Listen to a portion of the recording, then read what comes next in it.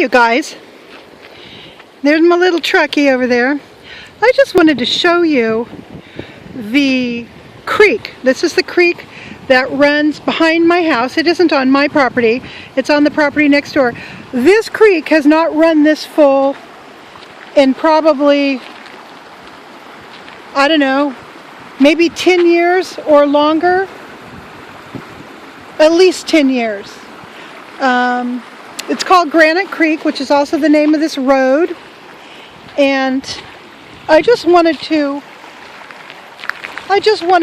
kind of commemorate just how beautiful this area can be in the winter when the water's running. It's just beautiful. I should just shut up and let you listen to the sound, so I'm going to do that.